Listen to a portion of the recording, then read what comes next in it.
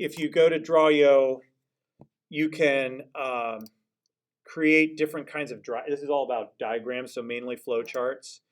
And the nice thing is that they give you all of the shapes to play with. And once you've connected two items with an arrow, you can move those items around and they stay connected by the arrows. I've tried to do this in like Word or one of those other things, and if the objects aren't smart connected, you move one thing and then you've got to redraw all the arrows and everything. So what if you connect it and then you realize it's in the wrong spot? You can delete that? Yeah, the connecting lines are separate entities, but they always are connected. The endpoints are connected to two of the dots, so you can move and it redraws and reconnects everything as best. Sometimes you have to play around a little bit if lines end up on top of each other, but it will try to. So, and you can color code things. You can do all these different things, but you get, like, you can see here, like, lamp doesn't work, so that's just a statement. And then here's in this case, this would be one of our decisions. Is the lamp plugged in? Yes, no. And then you can connect things off of that and what happens if it's yes and what happens if it's no, and then keep branching out and so on. This obviously wouldn't be a game because there's no looping back and there's got all these dead ends, but it's a different kind of a flow chart here. So this kind of a tool when you get to that point. And the nice thing about this is I think you can share diagrams, meaning so that multiple people can all work on the same one. Maybe not. I thought. Does that three dots have an option to share up there? Up here? Yeah, that would be just, that's not going to be within Drawyo. Yeah. Maybe not, but you can also save. It gives you the option of where you want to save it. So you can save it, I think, to a Google Drive. You can save it to a Dropbox, or you can save it to your device. So if you save it to a Google Drive and share that, then people can open that, and it'll open up here, and multiple people. I mean, two people can't be editing it literally at the same time, but somebody could look at it and make some changes or add some things. And then you share it. Well, it would save. It would then save back to that. So then the next person that opens up would be opening up the new. Just one of those So ones like Google that saves automatically, or like Word that you have to press save. You do have to click to save. Okay. But it'll give you this warning at the top. Yeah. It gives you a warning saying unsaved changes. Click here to save. Okay. So when we reach that point, which will probably start to happen like over those 2 weeks during the CCSU spring break, as you're starting to develop rules. But the developing of the rules and the flow chart should really kind of go hand in hand with each other, because you could flow chart the game first, and then it's a matter of writing your rules so that all the branching points are covered by a rule, or you could start by trying to write the rules and figure out what does a cycle of gameplay look like, and then mirror that in the flow chart. So they're kind of ways to cross-check. If you have the rules first, the flow chart helps to cross-check to make sure you don't have any of those open-ended getting out of the cycle. Starting with the flow chart first then helps you sort of back into the rules, and then you just have to make sure that you've got rules that cover all the places where decisions can be made or actions have to be taken. But best thing is to have them kind of go hand in hand with each other. So if you're sitting down and working on rules, have somebody kind of charting out what does that look like and so on as you go. But not quite yet. Okay. Wait till we get a little firmer idea of what the games actually are. We could also manipulate a little bit different, or like how we can talk about move around all the different colors. Yeah. That if somebody chooses, like, let's say this one here was an orange one or a pink one, like if they got that one right, that one flips over and nobody could go to that part of the game board too. And that could also put in some decision making, like, are you trying to get everything? But couldn't it also cause some endpoints that all of a sudden we blocked off away from some of the wind? You could keep going around the board. Around the outside, you just can't go in the middle? No, you can't block, like you block it from anybody then like being able to answer an orange question on that square. Like they'd have to find a different orange one. So do you know what I'm saying? Like if I know that you need to answer another fraction question, then we'd have to have a way to and I'm close to you, Yeah. I could answer that fraction question that's close to you, and then you'd have to go around to a different part of the board. Okay, find but it. if all the orange ones are. But we could You'd get have to make more sure there were enough. like if you Enough have of each, five, like, if if- you have 5 people playing, we said 4 people playing, Mhm. like Right. if you had 6 or 8 fraction options, Okay, but like yeah. that could be something that was. So just- players could alter the topography of the board through their gameplay. Yeah. Meaning that then, You're playing People are- defensive. You Or could also offensively, play yeah, they- And defensively too, offensively. where that would be a different. Yeah. and there's when a we talked about- similar, there's a game called the Great Locomotive Race or something like that. My brother-in-law has it, and we played it. But basically, it's a map of the United What, you don't States, know? and the major cities are all connected by rail lines of different colors, and sometimes cities are connected by more than one. And each person has a number of cards, and each one is a goal. Like you need to connect San Francisco to Chicago, and so on each of your turns, you're putting train pieces on certain of those routes to try to connect those cities with your colors. And obviously, once a route has been filled in by a certain color, that route is no longer available. So there is a certain You can't take strategy. that route. Certain cities are only connected by you're a one color? bridging. So you're a color. So sometimes you try to, even though it's not directly in your line or you don't need it yet, you try to grab those first, because then later on, Nobody somebody else can can't come take through it. that same, and they may have to go a long way around to connect their cities together. But it's that sort of idea, like that the board, essentially the options on the board change as the game goes on, because certain options are being It removed. was interesting, which might make it a little bit hard for some things, but that's where we were talking about. Which how would you make could it progressive. differentiate. Yeah, I mean I think it would still be a repetitive game, because the rules you're working under still are the same. It's just that the options that are available to you change. So it's just like, Okay. you know, there's things you don't play.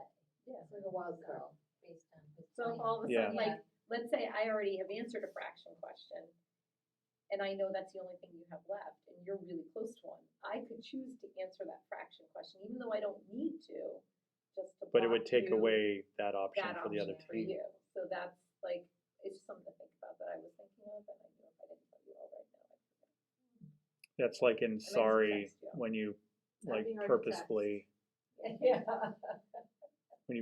Yeah. put your piece on the exit square for the other player, Right. because then they can't bring any of their pieces out of their Their line. starting thing, Yeah. because So, yeah.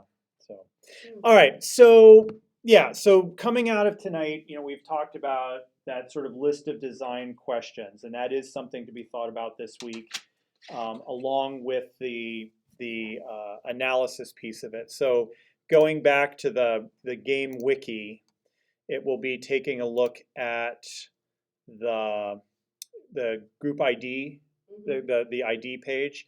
I mean, obviously, some of these, if you've got answers for these things, you can fill those in too. But on this page, we've got the analyze questions, which nothing new there, the problem, the need, the audience, the learning outcomes, content. But this design section, so what's the delivery mode? Is it board game, card game, etc.? Your agents, your informational style, your developmental style, game decisions. I did put learning outcomes in here too. I didn't ask that for Uno because Uno is not an educational game. But taking a look at these game decisions and everything, like just making sure that you are embedding your learning outcomes into the game, and then describing your end game. Going into the development, not yet, because that's where we get into the flow chart and the rules and everything else. So for between now and next week, as much of this as you can fill in, because again, the main thing next week is that we'll have all 3 groups here represented, and like one person will sort of stay behind with their group, and the other 2 will go out to the other 2 groups and basically have the other teams explain in a rough sort of way what the game is and what's involved with it. Like a jigsaw. To get, yeah. Okay. So just to get some feedback from the other teams, and to have other teams kind of see what other groups are doing. And that should help to then start to solidify ideas about actual gameplay and the rules and things, because other people may think of pitfalls or may think of approaches that you maybe haven't thought of, Okay. and that'll help then lead into the next piece of it. So So working on the first two chunks of the wiki. And then I'm trying to remember because I was working on both of them today. That might have. Oh, sorry. That makes sense, yeah. There's one other thing for next week, just a forum, and this may also help as you're trying to solidify, is to find a real world game, a real world educational game, and there's tons of them out there. It can be an online game, it can be an actual game. Maybe you've got some games in your classrooms that are educational.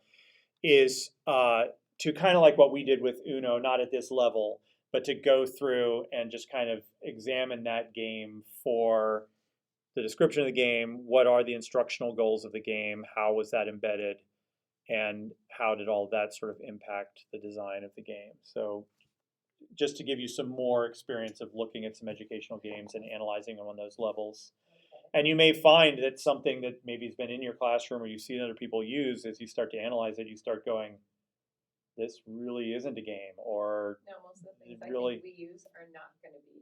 So I would say don't pick something because you know it's educational. Pick something because it's been marketed as educational or is something that people do use in classrooms as a game.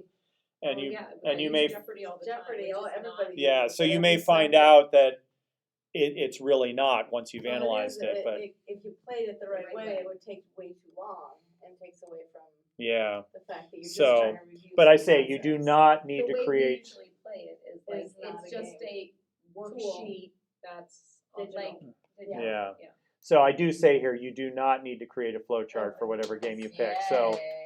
but having gone through this, it may be getting you thinking thinking about like about what are the what it would decisions look being like. made and so on. So it all, I mean, it all ties together because these are questions that you're going to be answering about your own game. So looking at another game that's supposed to be educational, even if it's not a good example of one, will give you even more things to think about in your own game in terms of as you're shaping it. So really that's, those two things are really the work for next week. It's all about the game. So that forum and then just working on that ID plan. And as we said, next week is going to be, I call it alpha testing. It's not beta testing because we don't actually have people trying to play the game and figuring out those issues. We'll have that down the road. Alpha testing is just, here's the basic idea we've got. What do you think of it? And what suggestions might you have? So if you've done number 1 and number 2, you should be ready for number 3 for next week. And that's, just being ready to talk about your game with other people. And so that's really it for this class, for 520. For the other class, Don't tell us too much. Yeah. I just looked at it. Yes. And it says something. So the 530, because it is available now, Yeah. is here it is all about Web 2.0, which is interactive web, which the first thing is this article, which will talk a little bit about what it actually is and how it's beneficial for education and some things that it may not be so beneficial in. What is it, a website? Web 2.0? No, Web 2.0 is a concept. Okay. It's honestly today people have kind of stopped using Web 2.0 because we've even now kind of moved past that as an idea.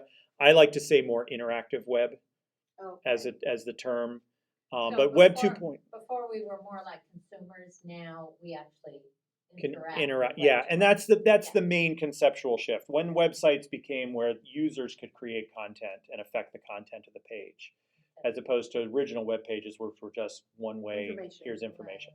So that whole shift is really what Web 2.0 is about. And they're all, of course, I mean, even Drawio that we were just looking at, I mean, that's a Web 2.0. That's, I can go in and I can create my own charts and I can do things with them.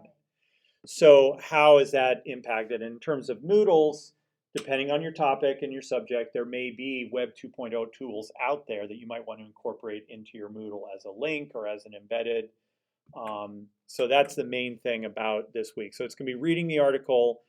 Then I give a page that's got some of these overview pages, but there's tons of them. I mean, just do a search for Educational Web 2.0 or something, and you get all of these clearinghouses of all of these tools that are out there. If you're looking specifically for a math thing or for a language arts thing, you could even narrow it down by that and see what's out there. But then what this ties into is the other major project for that class is the Zoom presentations, which basically you guys are going to be teaching a class like I do online synchronously, but we're going to use Zoom instead of WebEx. That's the only, it's called Zoom just because you can sign up and use Zoom for free. If you're limited time-wise, I think you can go up to like 25 or 30 minutes for a presentation, but it's free. For WebEx, I can't really get you guys into the WebEx infrastructure of the university because that's really only available to professors. So we're going to use Zoom, but basically, and I'll talk more about the actual Zoom project next week's class.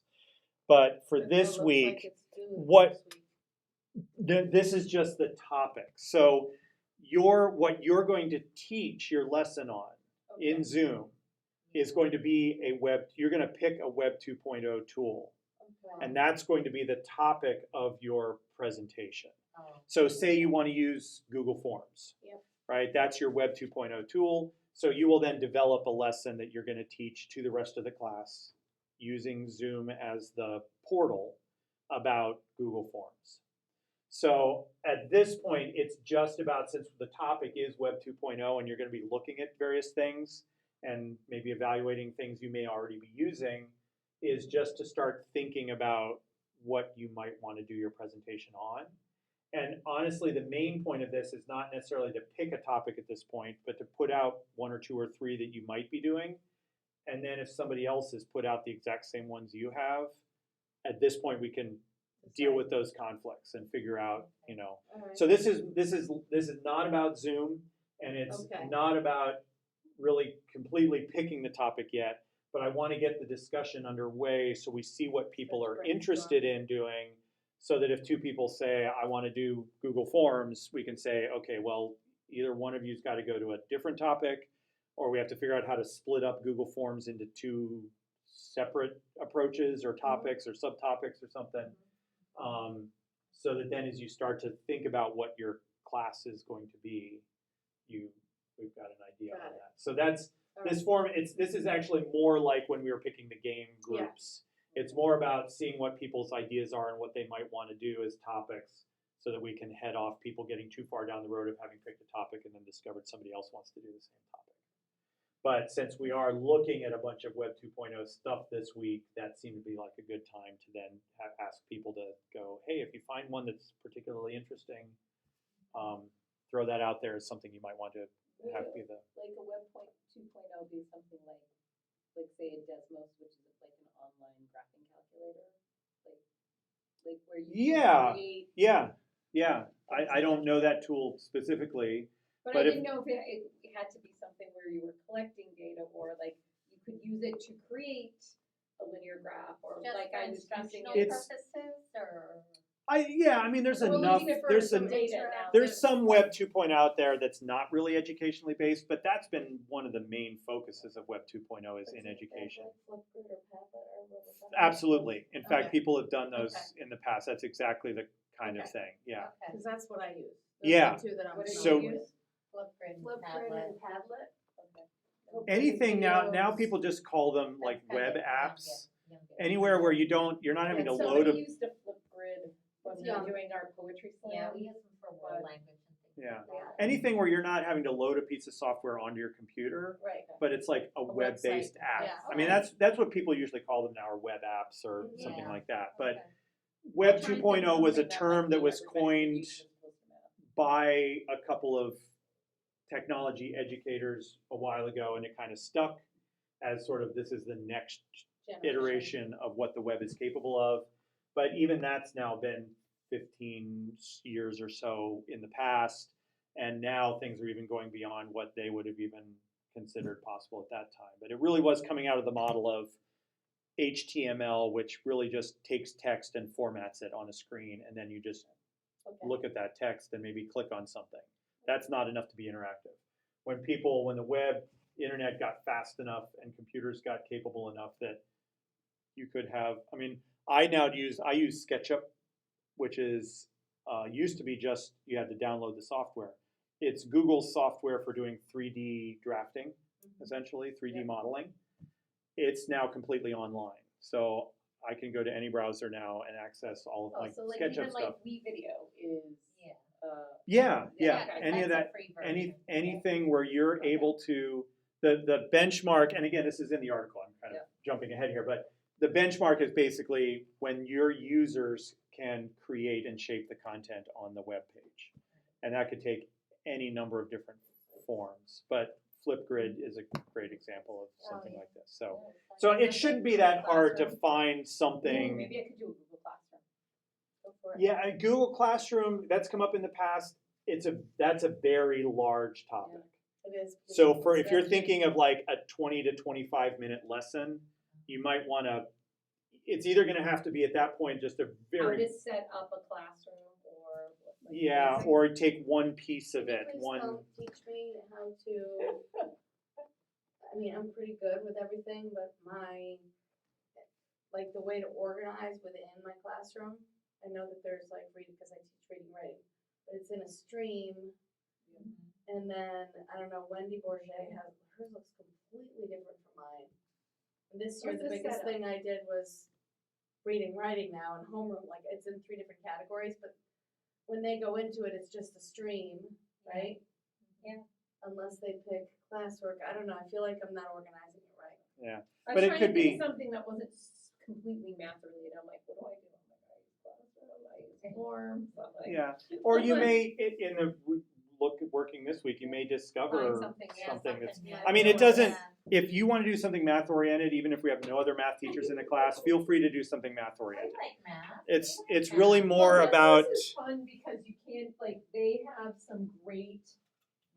a bank of various things that you can use, like at the elementary school, where they're games with lesson plans that I have actually used, some of them, and it's interactive where the kids will have to, I'm blanking on the name of it, but like when we were trying to do Just Slope, it was, remember like the Guess Who games? Where Yeah. somebody Yeah. picks one? Yeah.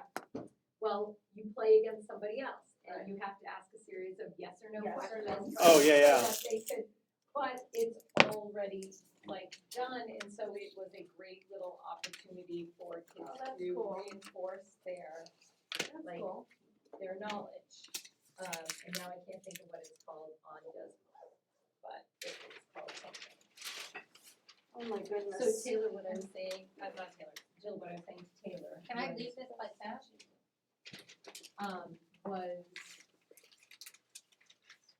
I just don't, I worry that we're gonna make it too complicated. well, no, this was something in not doing complicated, but bringing it back to the educational, is we could create a sheet that they do their work on, where they have to keep track of what types of questions they were asking, whether or not they get them correct or incorrect. And like, or they have to be where their work is done, like, because some of the questions might need some scratch paper, but something where they, each turn, they have to mark down what topic they choose, And if they got it right or wrong, and then that's Yes. something that we could we can collect, collect and and know. then they'll give, For offer the remedial challenge or support. Yes, that's So that was something that wouldn't add any No, but complexity it to will it. add us knowing It- also That's what where it that goes they're. to when he put in the whole, like, the educational, Right. how we, And Embedding, also yeah. their, what's it the called? accountability, Accountability. and so that's something That that they're not wouldn't be just part of messing the, around. I mean, the only thing that would be in the part of the game